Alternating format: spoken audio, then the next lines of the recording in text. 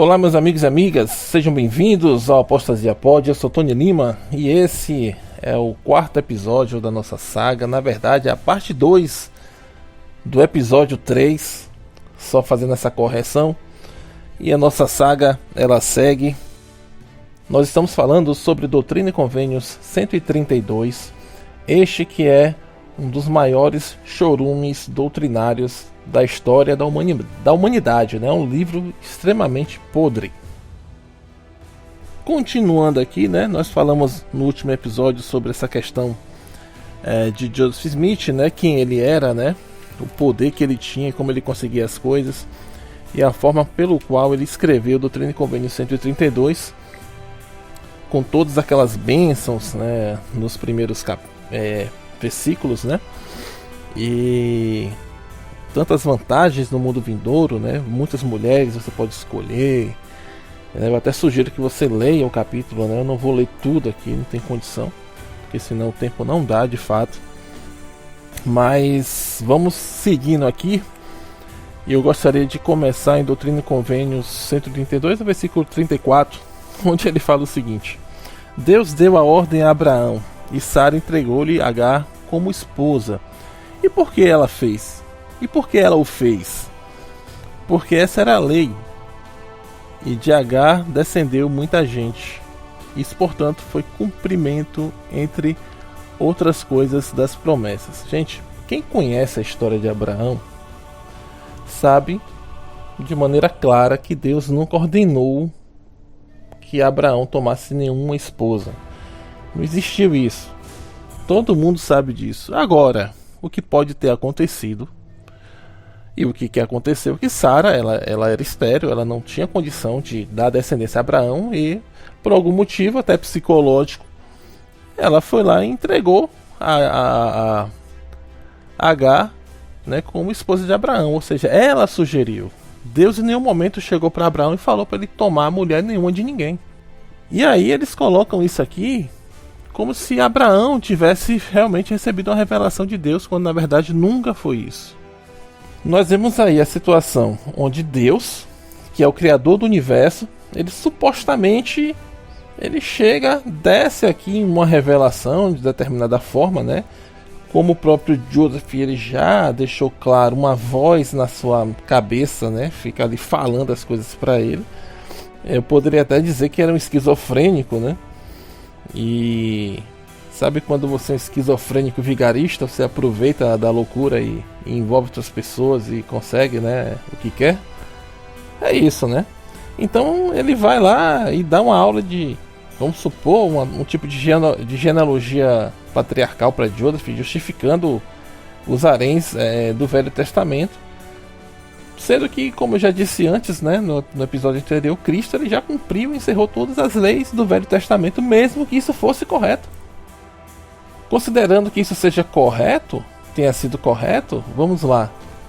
Uma vez que Cristo ele justificou e encerrou tudo isso com o seu sacrifício, e aí nós começamos a viver a era do Evangelho de Jesus Cristo, isso aí que ele está fazendo é uma afronta ao Novo Testamento, uma afronta ao sacrifício de Cristo, à expiação, a todos os exemplos e ensinamentos. Ele invalida completamente tudo que foi feito por Cristo. Inclusive até o próprio sacrifício de Cristo ele se torna inválido, porque não valeu a pena fazer tudo isso, sendo que está retornando uma coisa que Cristo falou e botou uma pedra em cima. Não faz nenhum sentido, né? A única coisa que faz sentido nisso aqui é o desespero de Smith para tentar legitimar de alguma forma a sua poligamia secreta, né? O seu harém. Até porque eram muitas mulheres, né? Mulheres de tudo quanto era canto. O cara não tinha as mulheres todas juntas, né? Ele tinha uma mulher em cada canto, uma casa, na outra casa, uma vizinha. Tinha casas que ele pegou a mãe e a filha em segredo. Mas será que a mãe e a filha não comentou uma com a outra? Será que uma dessas amigas aí alguma dessas mulheres eram amigas? Com certeza eram. E uma chegou lá e fez uma fofoquinha para outra e comentou. E todo esse comentário não chegou ao ouvido de Emma. E aí? O que acontece? Emma já estava ali agoniada. Ela estava virada no nó de coentro ali. Entendeu? E aí iria fazer com que a condição social de Smith fosse implodida naquele momento, porque ela iria derrubar ele de tudo. Ia derrubar a moral do juiz, do prefeito, do profeta, do presidente, do general, da milícia. E o maior de seus anseios, que era atingir, alcançar, na verdade, a cadeira de presidente da República dos Estados Unidos, iria pelo ralo, né? E quando Joseph ele se viu nessa situação, né, o que é que ele diz que Deus fez? Ele começou a ameaçar a própria esposa. Então é tão ridículo, né? Você vê a situação com que ele consegue ameaçar Emma. Ele ameaça de tirar a vida de Emma. Ele ameaça destruir Emma. Emma ali, ela já sabia nas entrelinhas. Ela não tinha o que fazer. Ela tinha que ficar quieta e colecionar sua coroa de chifre na cabeça lá. Ficar na dela lá. Por quê? Porque olha só o que é que Deus ele fala para Emma. Versículo 51 em diante. Em verdade eu te digo, o mandamento dou a minha serva Emma Smith, tua esposa, que a te dei, de que ela se contenha. Olha só, rapaz. E não participe daquilo que te ordenei oferecer-lhe. Gente, olha só que interessante. Deus manda a Emma calar a boca. Emma, se contenha. Fique na sua. Olha o 52. E que minha serva Emma Smith receba todas as que foram dadas a meu servo Joseph, e que são virtuosas e puras perante mim. Gente, o cara tá... Caramba, velho. Quer dizer que aquela mulher que traiu o marido lá com Joseph, ela é uma mulher virtuosa. Parabéns, Deus. Esse Deus aí, eu sei muito bem quem é, viu? Quem é que vai pensar dessa forma, cara? Né? Quem é que vai pensar dessa forma? Bom, e aí ele continua dizendo: e as que não são puras, e que se disseram puras, serão destruídas, diz o Senhor. Eita caramba. Agora o interessante disso tudo é que essa pancadaria toda só vai em cima das mulheres, em cima de Joseph nada. Joseph ele botou um pá de gaia na cabeça dos caras lá, e Joseph é puro, né? O cara que tá com um corno lá na cabeça lá, ele, né? Tá lá. A mulher, ela é pura também. Gente, que inversão de valor, viu? Que inversão de valor assim... Gritante. E no 54, ó, vem uma ordem de novo aí, ó. E ordena a minha serva Emma Smith: permaneça com meu servo Joseph, apegando-se a ele e a nenhum outro. Opa! Tá vendo, Emma? Se apegue, seja mais uma. E não pense em botar um pá de galha na cabeça de Smith, não. Que vai ser BO pra você, viu? Fique com na sua aí, quietinha, caladinha. Aceite aí as suas concorrentes ou coleguinhas, vamos assim dizer, que elas são puras. Se apegue a Joseph e não tente dar o troco. Não pense em arrumar um cabo aí, ou qualquer pessoa aí, qualquer marido desse aí que foi traído, para trair Joseph, não, que o bicho vai pegar pro seu lado. E aí ele continua falando o seguinte, né? Mas se não guardardes este mandamento, ela será destruída, diz o Senhor. Olha aí, ameaçada de novo de ter a vida retirada, né? Pelo Senhor. Não é por Joseph, não é o marido dela que está ameaçando ela, não. Isso aí não é violência nem psicológica, porque é Deus que está falando para ela. Não é o marido que está escrevendo isso aqui e lendo ali para ela e falando para ela que se ela mover qualquer coisa, o bicho vai pegar pro lado dela. Olha aí, cara. Olha aí a natureza e a personalidade do cara. E aí ele consegue refletir isso em Deus e as pessoas acreditam. Gente. Bom, mas se não guardar esses mandamentos, ela será destruída, diz o Senhor, porque eu sou o Senhor vosso Deus. E Porque eu sou o Senhor vosso Deus e destruí-la-ei. Caramba, tem até um trava-língua aqui. E destruí-la-ei se ela não guardar minha lei. Pronto. Eu acho que eu não preciso comentar mais nada sobre isso para não ficar muito redundante. Porém, no 56, ele diz o seguinte: e também, em verdade, eu digo que minha serva, olha, Emma, preste atenção, perdoe a Joseph suas ofensas. Caramba! Então, Emma, além de ficar quieta, não falar nada, não revidar para não ter um problema com a sua vida, né? Para não ser destruída, vamos assim colocar, né? Para não ficar uma coisa tão explícita aqui em relação aos filtros do YouTube, ela tem que perdoar tudo isso aí. Ela tem que perdoar, deixar para lá. Olha que proposta massa essa daqui. E então a ela ser-lhe-ão perdoadas suas ofensas que as cometeu contra mim.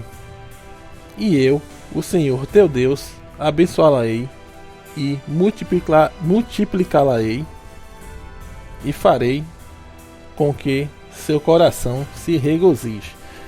Então aí você já tem uma promessa, tipo aquela de Enoch lá, né, que foi orar lá e teve os pecados perdoados. Tipo a promessa que Deus fez a Joseph Smith na primeira visão, na primeira versão, a única versão oficial da primeira visão, a que foi escrito a próprio punho por Joseph, onde ele nega, não é que ele nega, ele afirma ter visto somente um personagem, que era Cristo, e que teve seus pecados perdoados. Aí você vê aqui, hoje nós sabemos que a versão é bem diferente, né? Mas vamos falar sobre isso também. Rapaz, é muito pano pra manga, é muita coisa pra falar. Mas aqui eu vejo a semelhança entre as concordâncias dos assuntos, assim, né? Mesma decisão ali, Deus vai perdoar os pecados aí. Então, se Emma fizer tudo isso, além de sobreviver, vai ter um coração regozijado e terá todos os seus pecados perdoados. Caramba! É uma proposta realmente irrecusável, né? Eu acho que Emma, não sei, né? Não iria perder isso aí, essa oportunidade. Mas imagine, né? Como Deus, o Deus do mormonismo, ao mesmo tempo que ele está ameaçando ali tirar a vida da pessoa e destruir, ele fala, ó, mas se você... cara, é bem polarizado assim, né? É 880. Perdoar meu servo lá, meu profeta aqui na terra, né? Que eu que tô mandando ele fazer isso tudo aí. Toda essa, sabe? Tudo isso aí, essas coisas maravilhosas e inspiradas. Eu tô ordenando ele fazer isso aí. Se você perdoar, você a partir de agora tá sem pecado. Pronto, já tá salvo aí, já vai ser exaltado. Que coisa boa, hein? Aí, proposta. Enfim, meus amigos. Aí o que é que eu vejo, né? Quando eu leio e vejo isso aí, olho pra trás e penso, cara, olha quanta coisa eu acreditava, entre aspas, né? Que tinha coisa que eu não engolia, mas eu baixava assim os olhos, baixava a cabeça, fazia vista grossa, né? Até porque você tem algumas situações que envolvem família e tal. Mas tem situações que não dá pra disfarçar, né? Agora o que eu vejo nisso aí?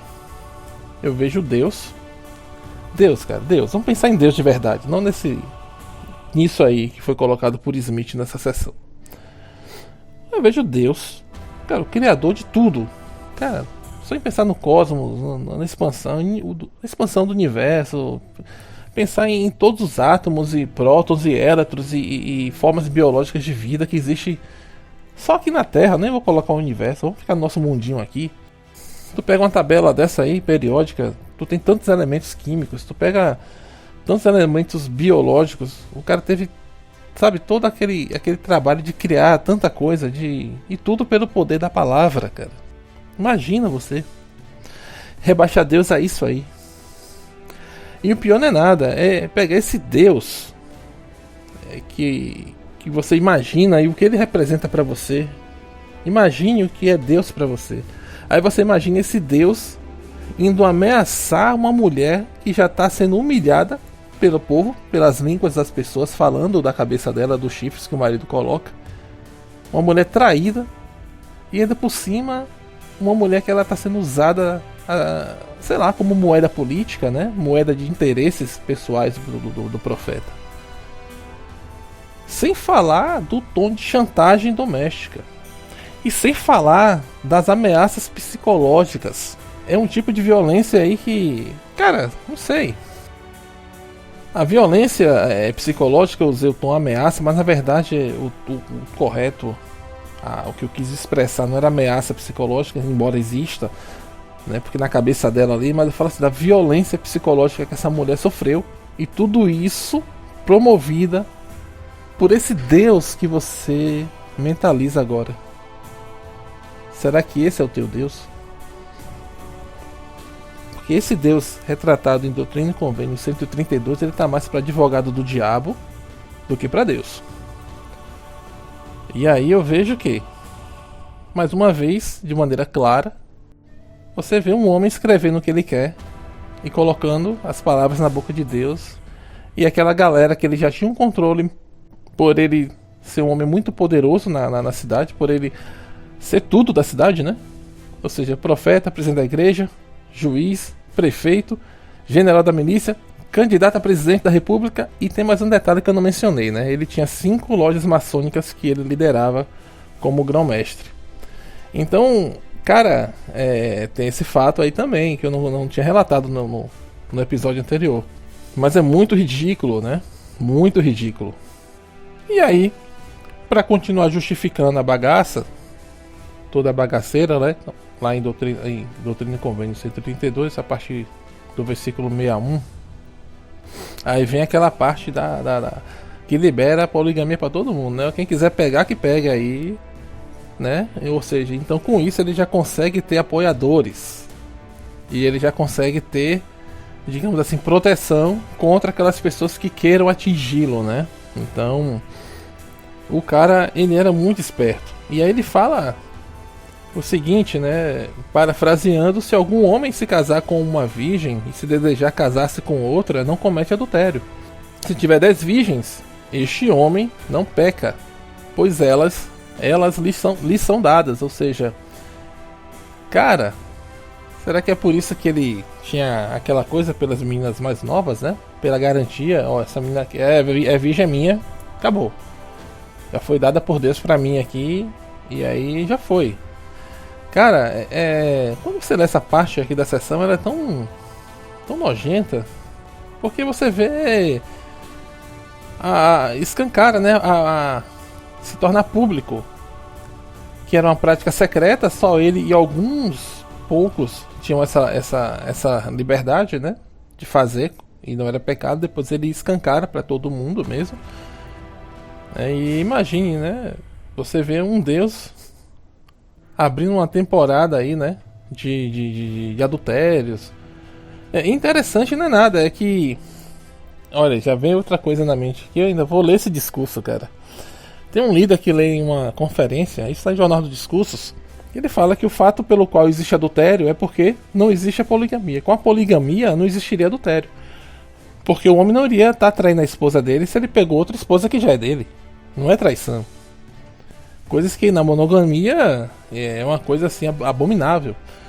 Então, é cada tipo de justificativa que você lê nesses discursos, né, dos líderes das conferências mormons, que você fica assim meio chocado, vamos assim, né, usar essa palavra. Aí nós temos uma contradição, né, desse mesmo profeta que em público ele pregava contra o adultério, e inclusive ele sempre pregou contra o adultério. Ele nunca expôs que ele tinha mais de uma esposa, inclusive, ainda mais falar que tinha 10, 20, 30 mulheres, né? Ele sempre negou, inclusive existem discursos no Joseph Smith Papers que deixa isso bem explícito. Ele fala que só tinha realmente uma esposa. Eu ainda vou ler esse discurso aqui também. Eu vou trazer para vocês, né? Vai estar inserido dentro desse contexto aqui da poligamia. Mas você vê, esse cara que em público falava que era contra o adultério e aquela coisa toda, e acaba escrevendo uma escritura que libera geral, né, a poligamia. E você vê que com o tempo as mulheres começam até a falar. Tem uma esposa plural de Joseph chamada Zina Huntington, que ela fez uma declaração falando que aceitou essa lei como um sacrifício, não porque ela elevava a pessoa, né? Mas porque nos disseram que sem isso não haveria salvação. Ou seja, olha aí a chantagem espiritual que era colocada. E eu te digo uma coisa, essa chantagem espiritual até hoje ela acontece dentro do mormonismo. Acontece e acontece, entende? Eu falo isso porque eu já fui bispo. E quantas vezes, né, você como bispo chega para a pessoa e fala que se ela quer conseguir alguma coisa, ela tem que fazer tal sacrifício, né? E você tem que mostrar para Deus que você realmente é digno daquela bênção. E o interessante é que o sacrifício, na maioria das vezes, quando eu falo na maioria, é 95% das vezes, envolve nada mais, nada menos do que dinheiro. É você fazer aquela pessoa pagar o dízimo, é você fazer aquela pessoa ser uma pessoa generosa nas ofertas de jejum. Eu vou falar sobre isso também. E enfim, você de fato, essa chantagem ainda existe. Isso aí é fato. Isso aí eu posso comprovar para vocês porque eu vivi essa experiência como líder da igreja. Eu era ensinado e instruído a fazer isso. E ali dentro da minha cegueira, na minha cabeça, eu acabava fazendo, mas por outro lado eu me sentia mal por fazer. E isso pesou muito na minha decisão de deixar não só o chamado de bispo, mas também sair fora da igreja de uma vez. Porque eu pude ter essa bênção de enxergar quão tóxica é o mormonismo e a sua doutrina na vida das pessoas. É muito tóxico. Esse controle que Smith ele tinha sobre essa comunidade, acontece hoje também com os líderes. A pressão que você como líder tem é de ter o controle também de toda a sua congregação. Você tem que ter todo mundo na sua mão ali. Todas as pessoas que são membros da sua ala, você tem que ter o controle. Você tem que fazer com que elas façam o que você quer que seja feito, ou que a estaca quer que seja feito. A gente sabe que não é fácil controlar, mas a meta é você ter o controle. A gente sabe que não tem o controle de todos, mas nós sabemos que dentro das unidades os líderes têm o controle sobre boa parte daquelas pessoas. E o que você falar para aquela pessoa vai fazer. Isso aqui é fato. E se você é líder e está ouvindo, você sabe disso. E se você é apenas um membro, bom, analise seu relacionamento com sua liderança e tire suas conclusões. Mas é isso. Vamos continuar aqui, para não sair aqui dessa questão, né, da chantagem que o pessoal Joseph ele fazia com as mulheres, né? A gente sabe que nunca foi revelação. Então, gente, eu vou finalizar aqui esse episódio para não ficar também muito longo. Acho que eu já falei basicamente o que eu queria passar para vocês. E para finalizar, eu gostaria de deixar aqui um relato que se encontra em Efésios 5:31, que diz o seguinte: por isso deixará o homem seu pai e sua mãe, e unirá sua mulher, e serão os dois numa só carne. Caramba, olha aí que legal, né? Evangelho de Cristo é isso aí. Agora o que acontece, né? O Evangelho de Cristo ele estabelece a monogamia como a união ideal e perfeita. Então por que Deus ele teria que abrir essa exceção em 1843, depois de tanto tempo? E aí abre essa exceção justamente para Joseph Smith, que estava ali todo atolado no próprio chorume das ações que ele mesmo produziu ali, né? Ou seja, ele mesmo criou aquela situação. O cara se viu num beco sem saída, né? Bom, o apóstolo Orson Pratt, em 1852, ele até tenta justificar essa ação, porque que Deus fez isso agora para Joseph, né? Nos dias de 1843. E ele fala assim: se os patriarcas tinham muitas esposas, por que não nós? Olha aí. Esta lei é celestial e será restaurada em nossos dias. Aí é o que você consegue aqui, né? Joseph, quando ele abre a poligamia para todo mundo ali, você consegue ver que ele já começa a ter os apoiadores, as pessoas para defender ele ali. Não é verdade? Essa citação você encontra na página 58, no volume 1 do Jornal dos Discursos. Enfim, é o que eu disse, né?